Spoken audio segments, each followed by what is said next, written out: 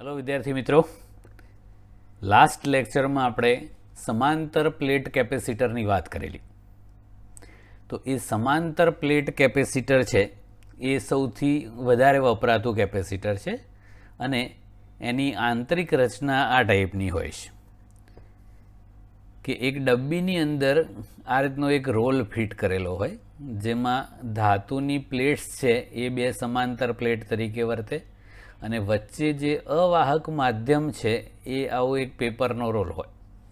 એટલે આખો મોટો રોલ બનાવો એટલે ક્ષેત્રફળ બહુ જ મોટું થઈ જાય, પણ બે પ્લેટ વચ્ચેનું અંતર જે સ્મોલ ડી કહેતા હતા એ આ કાગળની જાડાઈ જેટલું જ થાય, એટલે બહુ સૂક્ષ્મ, એટલે આનું કેપેસિટન્સ મોટું થઈ જાય। આપણે પંખામાં ઉપર જે ડબ્બી હોય છે એ ખોલો તો એની અંદરથી આવો રોલ નીકળે, જસ્ટ જાણકારી માટે। ઓકે, અને બધી જુદી જુદી ઇલેક્ટ્રિકલ સર્કિટ્સ હોય અને ઇલેક્ટ્રોનિક સર્કિટ્સ એની અંદર જે બધા કેપેસિટર વપરાતા હોય છે એના વેલ્યુ પ્રમાણે અને એની રચના પ્રમાણે આ ટાઈપના અલગ ટાઈપના હોય છે। ઓકે, પણ વ્યવહારમાં જે કેપેસિટર મળે એ ફિક્સ વેલ્યુના હોય છે। તો આપણે જેટલું કેપેસિટર જોઈતું હોય એટલું બજારમાં ના પણ મળે, તો એના માટે એક કરતાં વધારે કેપેસિટરને અલગ રીતે જોડવામાં આવે છે। તો આપણે જેમ ચેપ્ટર 3માં જોવાનું છે કે અવરોધોનું શ્રેણી અને સમાંતર જોડાણ, એવું તમે 10મા ધોરણમાં પણ ભણી ગયેલા છો। એવી જ રીતે અહીંયા કેપેસિટર માટેનું શ્રેણી જોડાણ અને સમાંતર જોડાણની ચર્ચા કરવાની છે। તો પહેલાં કેપેસિટરોના શ્રેણી જોડાણની ચર્ચા કરીને એના સમતુલ્ય કેપેસિટન્સનું સૂત્ર મેળવવાનું છે। તો બે ટાઈપના જોડાણો આપણે સમજવાના છે, એક શ્રેણી જોડાણ અને બીજું સમાંતર જોડાણ। પહેલાં શ્રેણી જોડાણની આપણે વાત કરીએ તો શ્રેણી જોડાણમાં આ બે કેપેસિટરોની આપણે વાત કરીએ તો આ બે છેડાઓ વચ્ચે બે કેપેસિટર્સને આ રીતે શ્રેણીમાં જોડેલા છે। હવે આ જે પહેલું કેપેસિટર છે એનું કેપેસિટન્સ ધારો કે C1 છે અને બીજાનું કેપેસિટન્સ C2 છે। આ બેની વચ્ચે આપણે બેટરી જોડીએ એટલે શરૂઆતમાં આ પ્લેટ ધન વિદ્યુત ભારિત થાય અને અહીંયા વિદ્યુત ક્ષેત્ર રચાય બે પ્લેટ વચ્ચે અને આ ઋણ વિદ્યુત ભારિત બની જાય। તો પહેલા કેપેસિટરની જમણી બાજુની પ્લેટ ઋણ વિદ્યુત ભારિત છે અને C2ની ડાબી બાજુની પ્લેટ કમ્પલસરી ધન વિદ્યુત ભારિત હોય। ઓકે, અને આ પ્રેરણથી પછી ઋણ થઈ જાય, આ બેટરી સાથે જોડેલું હોય। જ્યાં સુધી કેપેસિટર ચાર્જ થતું હોય એટલે કે વિદ્યુત ભાર વધતો હોય ત્યાં સુધી વહન ચાલુ। એકવાર કેપેસિટર ફૂલ ચાર્જ થઈ જાય પછી આ વાહકનો અંદર કોઈ પણ પ્રકારનું વિદ્યુત ક્ષેત્ર ન હોય, કારણ કે આ -Q હોય અને આ એટલો જ +Q હોય, એટલે આ બે છેડા વચ્ચે વિદ્યુત સ્થિતિમાનનો તફાવત 0 થઈ જાય, એટલે વાહકની અંદર કોઈ વિદ્યુત ક્ષેત્ર ના હોય અને વિદ્યુત ભાર પણ ના વહેતો હોય। એટલે કેપેસિટર ફૂલ ચાર્જ થઈ જાય ત્યારે આ પ્લેટ ઉપર +Q, આ પ્લેટ ઉપર -Q, આ પ્લેટ ઉપર +Q, આની પર -Q, આ રીતે વિદ્યુત ભારો હોય। આપણે કેપેસિટર પરનો વિદ્યુત ભાર Q કહીએ છીએ, તો C1 પરનો વિદ્યુત ભાર Q જ હોય અને C2 પર પણ Q જ હોય। તો શ્રેણી જોડાણની ખાસિયત શું થઈ કે બંને કેપેસિટર પરનો વિદ્યુત ભાર એક સરખો હોય, કેપેસિટન્સ અલગ છે, પણ આ બે પ્લેટ વચ્ચે વિદ્યુત સ્થિતિમાનનો તફાવત માપીએ તો એ અલગ હોય, અહીંયા V1 હોય, અહીંયા V2 હોય એવું એમ। ઓકે, તો C1 કેપેસિટરની બે પ્લેટ્સ છે એમની વચ્ચે ધારો કે વિદ્યુત સ્થિતિમાનનો તફાવત V1 છે અને C2ની બે પ્લેટ વચ્ચેનો વિદ્યુત સ્થિતિમાનનો તફાવત V2 છે, આવું V1 અને V2 છે। હવે આપણને ખબર છે કે શ્રેણી જોડાણ હોય તો આ બે વચ્ચે આપણે 20 વોલ્ટની બેટરી જોડી હોય તો આ બે મુક્ત છેડાઓ વચ્ચે જે વિદ્યુત સ્થિતિમાનનો તફાવત છે એ V છે। આના બે છેડા વચ્ચે V1, આના બે છેડા વચ્ચે V2, એટલે કુલ વિદ્યુત સ્થિતિમાનનો તફાવત V બરાબર V1 + V2 હોય છે। તો શ્રેણી જોડાણની બે ખાસિયતો યાદ રાખવાની, બંનેમાં Q સમાન હોય અને વોલ્ટેજોનો સરવાળો થાય. V બરાબર V1 પ્લસ V2. કેપેસિટન્સની વ્યાખ્યા પ્રમાણે C બરાબર Q બાય V કરેલું, તો V બરાબર Q બાય C. તો પહેલા કેપેસિટરના બે છેડા વચ્ચેનો વિદ્યુત સ્થિતિમાનનો તફાવત કરીએ તો Q અપોન C1 થશે, પ્લસ બીજા કેપેસિટરના બે છેડા વચ્ચેનો વિદ્યુત સ્થિતિમાનનો તફાવત Q બાય C2 થશે. શ્રેણી જોડાણમાં Q એક જ સરખો છે, એટલે આ Q. હવે એ Qને કોમન કાઢીને નીચે લઈ જઈએ.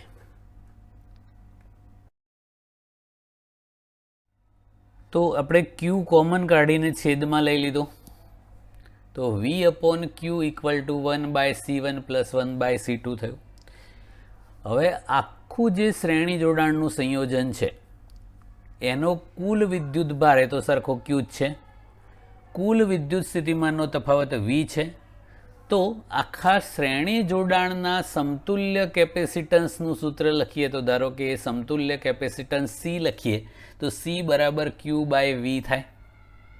તો અહીંયા V બાય Q છે, આ Q બાય V એટલે આનો વ્યસ્ત કરીને અહીંયા મૂકી શકાય, તો એ 1 અપોન C થઈ જશે. એટલે 1 અપોન C બરાબર 1 upon C1 plus 1 upon C2. તો આ શ્રેણી જોડાણના સમતુલ્ય કેપેસિટન્સનું સૂત્ર થયું. વ્યસ્તોના સરવાળાના વ્યસ્ત જેટલું સમતુલ્ય કેપેસિટન્સ હોય, અને જે સમતુલ્ય કેપેસિટન્સ Cનો જવાબ આવે એ આ બેમાંથી જે નાનું હોય એના કરતાં પણ નાનો હોય, નાનામાં નાના કરતાં પણ નાનું. ઓકે, હવે વ્યાપક રૂપે આપણે આવા n કેપેસિટર્સને શ્રેણીમાં જોડ્યું એવું વિચારીએ, C1, C2, C3 up to Cn. એના દરેક પરનો વિદ્યુતભાર આગળ આપણે વાત કરીએ એમ એક જ સરખો હોય, Q Q Q Q. વિદ્યુત સ્થિતિમાનના તફાવતો અલગ અલગ હોય, V1, V2, V3, Vn. હવે શ્રેણી જોડાણમાં આ બે મુક્ત છેડે ધારો કે આપણે 20 વોલ્ટની બેટરી જોડેલી છે, તો કુલ વિદ્યુત સ્થિતિમાનનો તફાવત V equal to V1 plus V2 plus up to Vn થાય. શ્રેણી જોડાણમાં વોલ્ટેજોનો સરવાળો થાય. કેપેસિટન્સની વ્યાખ્યા પ્રમાણે V1 એટલે Q બાય C1, V2 એટલે Q by C2 up to Q by Cn લખાય. Q કોમન કાઢીએ અને નીચે લઈએ તો V upon Q equal to 1 upon C1 plus 1 upon C2 plus 1 upon Cn. હવે આખા શ્રેણી જોડાણનું સમતુલ્ય કેપેસિટન્સ ધારો કે C હોય, વિદ્યુતભાર Q છે અને ટોટલ વિદ્યુત સ્થિતિમાનનો તફાવત V છે, એટલે કેપેસિટન્સની વ્યાખ્યા પ્રમાણે C બરાબર Q બાય V, માટે V by Q equal to 1 upon C થયું. તો એ V બાય Qની જગ્યાએ 1 અપોન C લખી દઈએ તો આપણને સમતુલ્ય કેપેસિટન્સનું સૂત્ર થઈ ગયું 1 અપોન C બરાબર 1 upon C1 plus 1 upon C2 plus up to 1 upon Cn. Okay, તો બે જ હોય એવું નહીં, ગમે એટલા જોડી શકાય એમ. અને જો બધા જ કેપેસિટર એક સરખા મૂલ્યના હોય, ધારો કે આ દરેકનું મૂલ્ય C હોય, તો શ્રેણી જોડાણના સમતુલ્ય કેપેસિટન્સનું મૂલ્ય CS equal to C by N તરીકે દર્શાવાય. આ N છે એ કેપેસિટર્સની સંખ્યા છે, અને આ દરેક કેપેસિટરનું કેપેસિટન્સ CS એટલે સિરીઝ જોડાણનું એટલે શ્રેણી જોડાણનું સમતુલ્ય કેપેસિટન્સ. ધારો કે આવા 10-10 માઇક્રોફેરાડે વાળા 10 કેપેસિટર શ્રેણીમાં જોડીએ તો સમતુલ્ય કેપેસિટન્સ 10 ભાગ્યા 10 એટલે 1 માઇક્રોફેરાડે થઈ જાય એમ. ઓકે, એટલે એક સમાન મૂલ્યના કેપેસિટર્સ હોય તો સમતુલ્ય કેપેસિટન્સ શોધવા માટે આનો ઉપયોગ કરવાનો, અલગ અલગ હોય તો પછી આ છે જ. ઓકે, હવે સમાંતર જોડાણની વાત કરવાની છે. કેપેસિટરોના સમાંતર જોડાણની સમજૂતી અને પછી એના સમતુલ્ય કેપેસિટન્સનું સૂત્ર કરવાનું છે. તો બેટરીના બે છેડાઓ છે એને સાથે આ બે કેપેસિટરને આરતે જોડવાના. તો આ બેટરીના ધન છેડા સાથે આ ડાબી બાજુની પ્લેટ્સ જોડી અને બેટરીના ઋણ છેડા સાથે આ જમણી બાજુની પ્લેટ. તો બેટરીમાંથી જે વિદ્યુત ભાર આવે એમાંથી અમુક અહીંયા જાય ને અમુક અહીંયા જાય. તો બંને કેપેસિટર માટે વિદ્યુત સ્થિતિમાનનો તફાવત એક સરખો હોય, બેટરીનો જે વોલ્ટેજ લાગુ પાડ્યો હોય એટલો જ. પણ બે પર વિદ્યુત ભાર વહેંચાઈને જાય છે, એટલે બે પર વિદ્યુત ભાર અલગ અલગ હોય. તો અહીંયા ધારો કે Q1 હોય તો આ પ્રેરણથી માઇનસ Q1 થાય, એટલે C1 પરનો વિદ્યુત ભાર કેવો હોય તો Q1 કહેવાય. એ જ રીતે કેપેસિટર C2 પરનો વિદ્યુત ભાર Q2 કહેવાય. તો સમાંતર જોડાણમાં V સમાન હોય અને વિદ્યુત ભારોનો સરવાળો થાય, પેલા કરતાં ઉલટું. એટલે કે પહેલા કેપેસિટરનો વિદ્યુત ભાર Q1 શોધવો હોય તો કેપેસિટન્સની વ્યાખ્યા પ્રમાણે C બરાબર Q/V છે, એટલે Q બરાબર CV. તો પહેલા માટે Q1 બરાબર C1V અને બીજા કેપેસિટર માટે Q2 બરાબર C2V. V સમાન Qનો સરવાળો થશે. સમતુલ્ય કેપેસિટન્સ શોધવા માટે કુલ વિદ્યુત ભાર Q બરાબર Q1 પ્લસ Q2 છે. તો Q1 Q2ની કિંમત અહીંયા મૂકીએ તો Q બરાબર શું થશે C1V વત્તા C2V. હવે આખા કેપેસિટરના આ સમાંતર જોડાણનો સમતુલ્ય અવરોધ સમતુલ્ય વિદ્યુત ભાર કેવો હોય Q જેટલો થાય, એ Q1 પ્લસ Q2 એટલે Q. અને સમતુલ્ય કેપેસિટન્સ ધારો કે C હોય તો Q બરાબર CV થાય. આ C છે એ સમતુલ્ય કેપેસિટન્સ અને V છે એ વિદ્યુત સ્થિતિમાનનો તફાવત, એ તો બધે સરખો જ. તો આ સૂત્ર પ્રમાણે V ઉડી જશે, માટે C બરાબર C1 પ્લસ C2 થઈ ગયું. તો આ થઈ ગયું સમતુલ્ય કેપેસિટન્સ. આ બે માટેની વાત થઈ. હવે બેથી વધારે કેપેસિટર્સને સમાંતર જોડીએ તો વ્યાપક લખાય. તો ધારો કે આવા C1, C2, C3 up to Cn એવા n કેપેસિટર્સને સમાંતર જોડેલા છે. તો બધા માટે વોલ્ટેજ V સરખું જ હોય. વિદ્યુત ભાર આમાં Q1 જાય, આમાં Q2, આમાં Q3 એટલે વહેંચાઈ જાય. તો Q બરાબર Q1 plus Q2 plus up to Qn થાય. સમાંતર જોડાણમાં V સમાન Qનો સરવાળો. કેપેસિટન્સની વ્યાખ્યા પ્રમાણે આ આખાનું સમતુલ્ય કેપેસિટન્સ C લઈએ અને વોલ્ટેજ V લઈએ તો Q બરાબર CV, આ સમતુલ્ય કેપેસિટર માટે. પહેલા કેપેસિટર માટે લખવું હોય તો Q1 બરાબર C1V થાય, Q2 બરાબર C2V up to CNV. V ઉડાડ દો એટલે C બરાબર C1 plus C2 plus up to Cn. Okay. તો સમતુલ્ય કેપેસિટન્સ છે એ આ દરેકના સરવાળા જેટલું થયું, એટલે મોટામાં મોટા કરતાં મોટું હોય.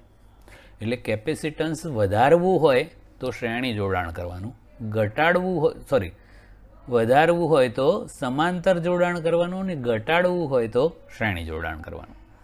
હવે આ બધા કેપેસિટર્સ એક જ સરખા મૂલ્યના હોય, ધારો કે C બધા, તો એવા n કેપેસિટરના સમાંતર જોડાણનું સમતુલ્ય કેપેસિટન્સ CP કહીએ. P for parallel. પેરેલલ એટલે સમાંતર, પેરેલલ નહીં, પેરેલલ છે. તો CP બરાબર C વત્તા C વત્તા C વત્તા એવું n વખત એટલે NC. ઓકે. એટલે આ સમતુલ્ય કેપેસિટન્સ. એટલે આવું 10 માઇક્રોફેરેડે વાળા ધારો કે 10 કેપેસિટર સમાંતર જોડો તો 10 ગુણ્યા 10 100 માઇક્રોફેરેડે થઈ જાય એમ. ઓકે. એટલે કેપેસિટન્સ વધારવું હોય તો સમાંતર જોડાણ અને ઘટાડવું હોય તો શ્રેણી જોડાણ. ઓકે. હવે એક બહુ જ અગત્યનો ક્વેશ્ચન કરવાનો છે જેનો ઉપયોગ MCQમાં બહુ જ વખત થાય છે. કેપેસિટરમાં સંગ્રહિત ઉર્જા અને ઉર્જા ઘનતાના સૂત્રો તારવવાના છે. તો મિત્રો આપણે જ્યારે કેપેસિટરને ચાર્જ કરવું હોય, એટલે કે એમાં વિદ્યુત ભાર જમા કરવો હોય તો બેટરી સાથે જોડીએ છીએ. તો બેટરી સાથે જોડીએ તો શું થશે, ધારો કે શરૂઆતમાં કેપેસિટર ટોટલ ખાલી છે, ડિસ્ચાર્જ કહેવાય, એટલે એની પર કોઈ જ વિદ્યુત ભાર નથી. હવે આના બે છેડા વચ્ચે આપણે બેટરી જોડીએ એટલે ધારો કે ઋણ વિદ્યુત ભારિત આ જે પ્લેટ છે, શરૂઆતમાં તો કંઈ જ ના હોય, પણ આ ધારો કે સુવાહક 2 છે આ પ્લેટ, એમાંથી dq જેટલો વિદ્યુત ભાર આ સુવાહક 1 ઉપર ગયો. આ dq ધન છે. તો એ ધન વિદ્યુત ભાર અહીંયાથી આમ જાય એટલે નેચરલી આ સુવાહક 1 જે પહેલી પ્લેટ છે એ ધન બનશે અને બીજી પ્લેટ ધન ગુમાવે એટલે ઓટોમેટિકલી ઋણ બનશે. તો આ રીતે ક્રમશઃ ડીક્યુ ડીક્યુ ડીક્યુ વિદ્યુતભાર બીજા વાહક પરથી પહેલા સુવાહક પ્લેટ ઉપર જતો જાય એમ એમાં વધુ ને વધુ ધન બનતું જાય અને આ વધુ ને વધુ ઋણ બનતું જાય. એના કારણે આ બે પ્લેટો વચ્ચે કંઈક વિદ્યુત સ્થિતિમાનનો તફાવત રચાય અને એ વિદ્યુત સ્થિતિમાનના તફાવતથી વિદ્યુત ક્ષેત્ર રચાય ધનથી ઋણ. અને એના લીધે અહીંયાથી વિદ્યુતભારને આ પહેલા સુવાહક ધન પ્લેટ ઉપર લઈ જવા માટે આપણે સતત કાર્ય કરતા રહેવું પડે અને એ જેમ જેમ ધન બનતું જાય એમ એમ એમ એ કાર્ય ક્રમશઃ વધતું જ જાય. તો એ કેટલું કાર્ય કરવું પડે એ આપણે શોધવાનું છે. તો ધારો કે થોડું ઘણું આપણે ઓલરેડી ચાર્જ થઈ ગયો છે અને સ્મોલ ક્યુ જેટલો વિદ્યુતભાર આની પર ધન અને નેચરલી આની પર માઇનસ સ્મોલ ક્યુ વિદ્યુતભાર અત્યારે છે. આપણે આ કેપેસિટરને ફૂલ ચાર્જ કરીને ધન પ્લેટ ઉપરનો વિદ્યુતભાર પ્લસ ક્યુ કરવો છે કેપિટલ અને ઋણ પ્લેટ ઉપરનો માઇનસ ક્યુ થઈ જ જાય છે. તો આ પરિસ્થિતિ છે એ વચગાળાની છે. તો આવું થયું હોય એ વખતે આ બે પ્લેટ વચ્ચેનો વિદ્યુત સ્થિતિમાનનો તફાવત ગણવો હોય તો કેપેસિટન્સની વ્યાખ્યા પ્રમાણે સી બરાબર ક્યુ બાય વી માટે વી બરાબર ક્યુ બાય સી થાય. આ વચગાળાની સ્થિતિની વાત છે, જ્યારે થોડોક વિદ્યુતભાર અહીંયા જમા થઈ ગયો હોય ત્યારની. તો આટલો વિદ્યુત સ્થિતિમાનનો તફાવત છે અને એ વિદ્યુત સ્થિતિમાનના તફાવતની કારણે આપણે એકમ ધન વિદ્યુતભારને અહીંથી અહીંયા લઈ જવા માટે કરવું પડતું કાર્ય એ વિદ્યુત સ્થિતિમાનનો તફાવત કહીએ છીએ. તો ડીક્યુ વિદ્યુતભારને અહીંયાથી અહીંયા લઈ જવા માટે કરવું પડતું કાર્ય કેટલું? તો એકમ ધન વિદ્યુતભાર માટે કરવું પડતું કાર્ય ધારો કે ડીવી છે.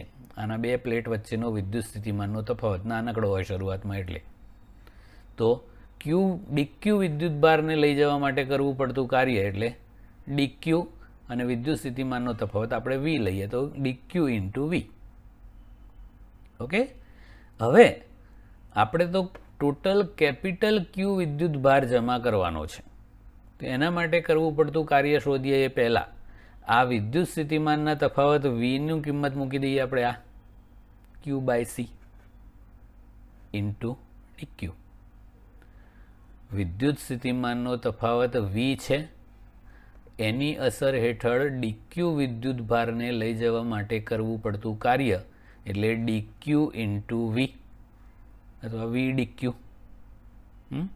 તો એ વી એટલે તો વિદ્યુત સ્થિતિમાનનો તફાવત ક્યુ બાય સી ઇન્ટુ ડીક્યુ.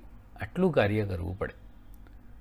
તો આ રીતે આપણે ડીક્યુ ડીક્યુ ડીક્યુ વિદ્યુતભાર જમા કરતા જઈએ અને છેવટે આપણે કેપિટલ ક્યુ વિદ્યુતભાર જમા કરવો છે તો કરવું પડતું કુલ કાર્ય શોધવું હોય તો આનું 0 થી કેપિટલ ક્યુ વચ્ચે સંકલન કરી દેવાનું.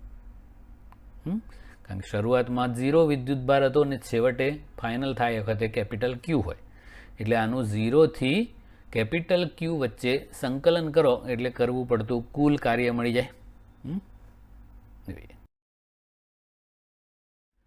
તો કેપેસિટરને આપણે ફૂલ ચાર્જ કરવા માટે પ્લસ ક્યુ વિદ્યુતભાર એની પર જમા કરવો છે તો કરવું પડતું કુલ કાર્ય એટલે integration 0 to capital Q Q by C DQ.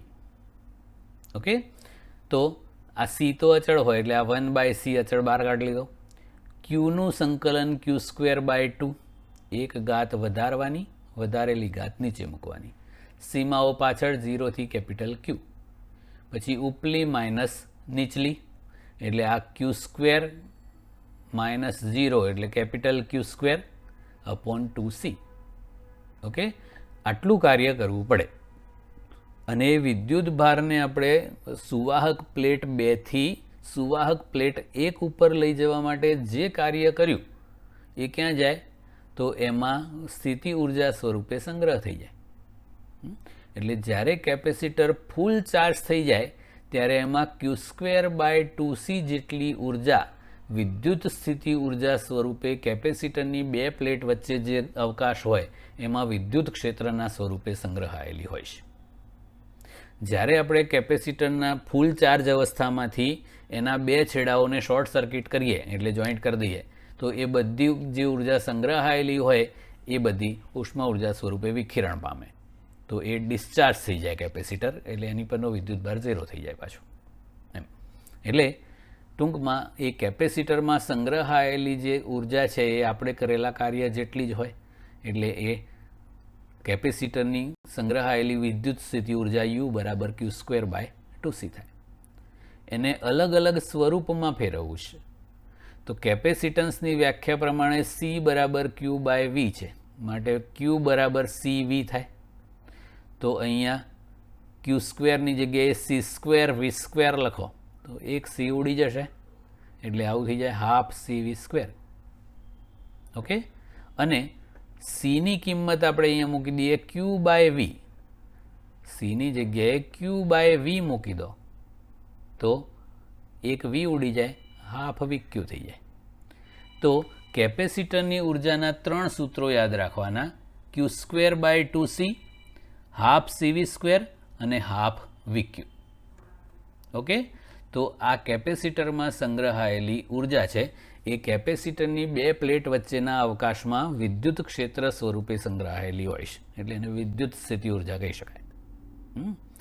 હવે ઉર્જા ઘનતા કરવાની છે મિત્રો. ઉર્જા ઘનતા એટલે એકમ કદમાં રહેલી ઉર્જા. તો કેપેસિટર આપણે જે લીધું એ કેપેસિટરની પ્લેટ્સનું ક્ષેત્રફળ ધારો કે A છે, આ દરેક પ્લેટનું ક્ષેત્રફળ A જેટલું છે.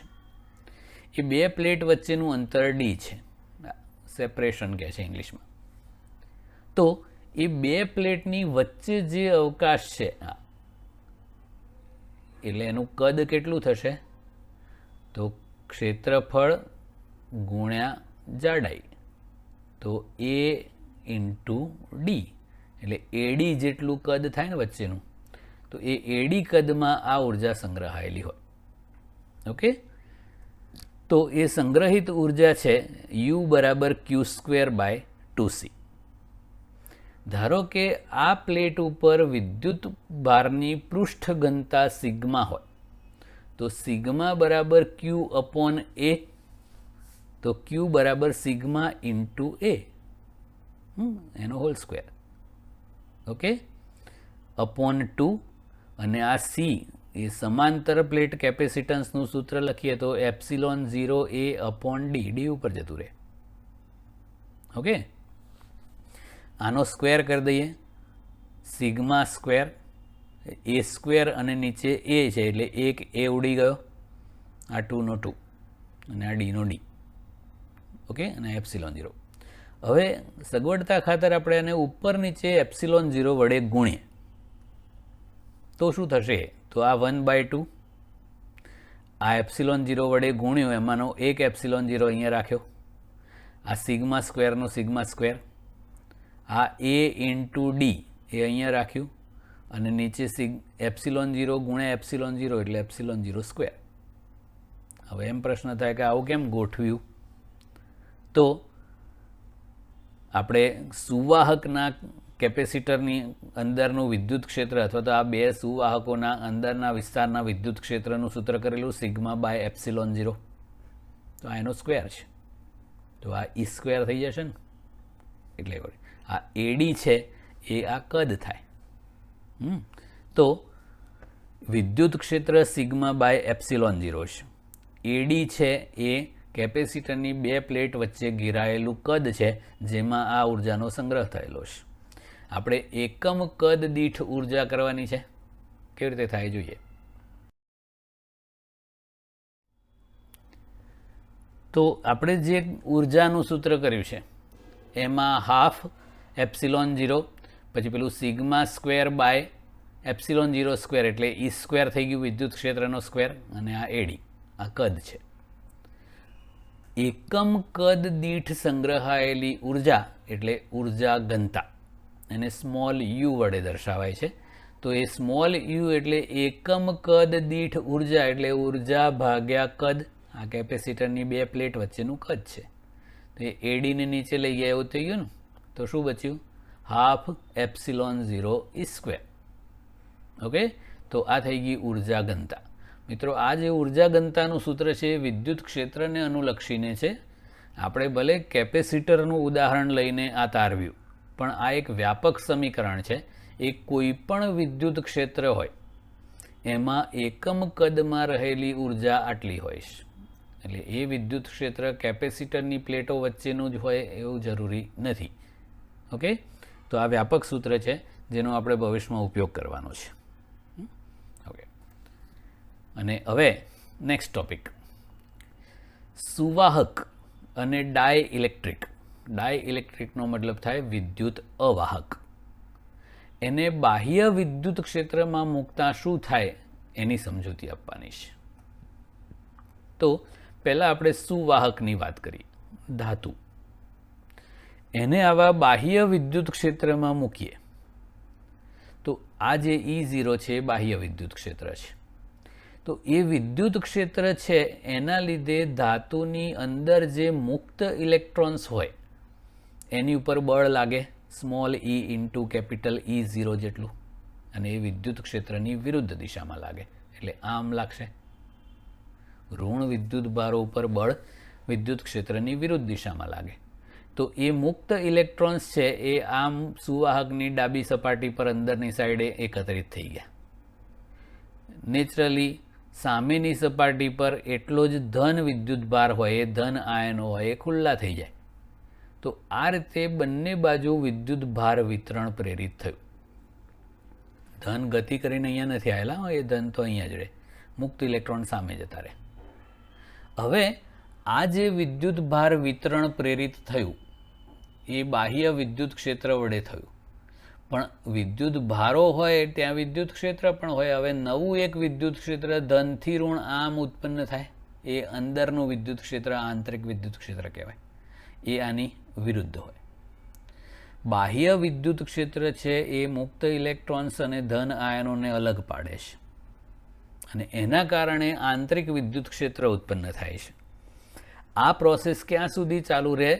તો બાહ્ય વિદ્યુત ક્ષેત્ર અને આંતરિક વિદ્યુત ક્ષેત્ર બિલકુલ સરખા થઈ જાય ત્યાં સુધી. તો બંને વિદ્યુત ક્ષેત્રો આપણે લાગુ પાડ્યું તે અને અંદર પ્રેરિત થયું તે, તો એ બંને સરખા અને વિરુદ્ધ દિશાના હોય એટલે ટોટલ વિદ્યુત ક્ષેત્ર 0 થઈ જાય. એટલે સુવાહકની અંદર વિદ્યુત ક્ષેત્ર હંમેશા 0 હોય છે. અને આપણે વાહકની જે લાક્ષણિકતાઓ કરી હતી એમાં પણ કીધું હતું ને કે એ વાહકને આ રીતે જ વ્યાખ્યાયિત કરવામાં આવે છે કે જેની અંદરના વિસ્તારનું કુલ વિદ્યુત ક્ષેત્ર હંમેશા શૂન્ય હોય એને સુવાહક કહેવાય. તો એ શૂન્ય થવાનું કારણ આ છે. ઓકે, અવાહક પદાર્થ અંદર મૂકીએ વિદ્યુત ક્ષેત્રમાં તો શું થાય?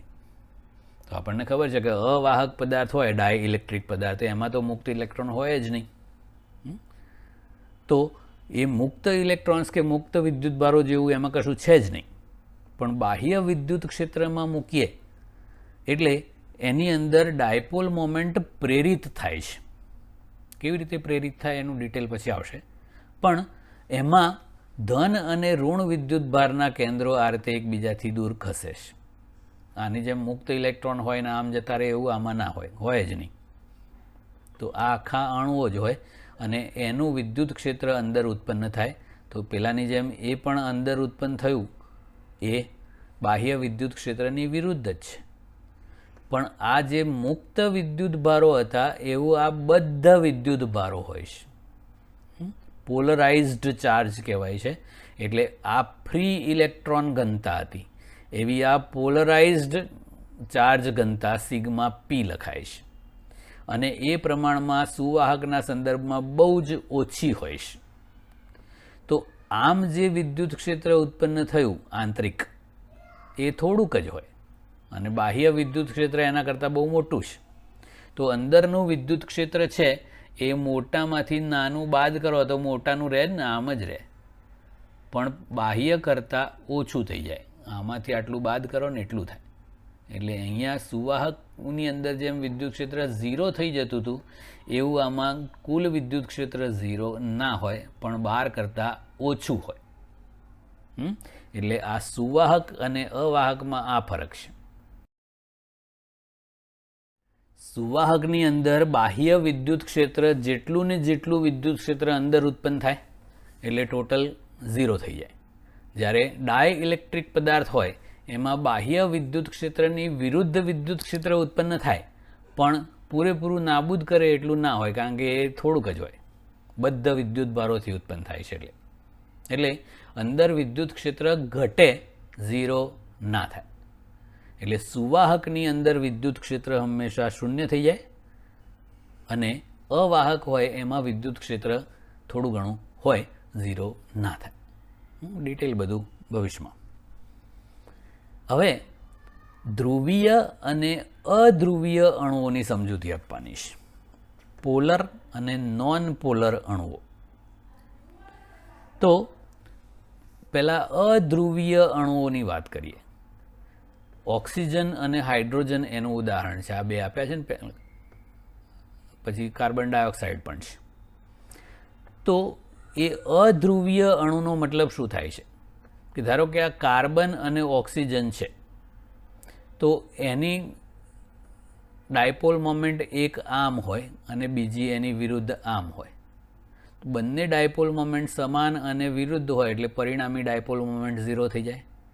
તો જે અણુઓને કોઈ પરમેનન્ટ વિદ્યુત ડાયપોલ મોમેન્ટ ના હોય એટલે ઝીરો હોય, એમને અધ્રુવીય અણુઓ કહેવાય છે. અને ટેકનિકલ ભાષામાં એવું કહેવાય છે કે એના ધન અને ઋણ વિદ્યુતભારના કેન્દ્રો એક જ બિંદુએ સંપાત થયેલા હોય છે. ટૂંકમાં સામાન્ય સંજોગોમાં એવા અણુઓને કોઈ પણ ડાયપોલ મોમેન્ટ હોતી નથી. ઓકે. બીજા છે ધ્રુવીય અણુઓ. દાખલા તરીકે HClનો અણુ છે, તો Cl માઇનસ ને H પ્લસ હોય એટલે ઋણથી ધન તરફ આમ ડાયપોલ મોમેન્ટ હોય અને આવી પરમેનન્ટ હોય. ધારો કે પાણીનો અણુ છે H2O, તો આ O નેગેટિવ હોય અને H પોઝિટિવ એટલે એક ડાયપોલ મોમેન્ટ આમ થાય અને એક આમ થાય, તો આ બેની પરિણામી આમ થાય. તો જે અણુઓને પોતાને કાયમી વિદ્યુત ડાયપોલ મોમેન્ટ હોય, એ ગુજરાતીમાં એને ડાયપોલ ચાક માત્રા કહેવાય છે, ઇંગ્લિશમાં ડાયપોલ મોમેન્ટ કહેવાય. તો જે અણુઓ કાયમી ડાયપોલ ચાક માત્રા એટલે કે કાયમી ડાયપોલ મોમેન્ટ ધરાવતા હોય એવા અણુઓને ધ્રુવીય અણુઓ એટલે પોલર અણુઓ કહેવાય છે. એટલે આમને કાયમી વિદ્યુત ડાયપોલ મોમેન્ટ હોય અને આમને કાયમી ડાયપોલ મોમેન્ટ ના હોય. તો આ અધ્રુવીય અણુઓ છે અને આ ધ્રુવીય અણુઓ છે. ઓકે. આનું ડિટેલ આપણે નેક્સ્ટ લેક્ચરમાં કરવાનું છે. ઓકે. તો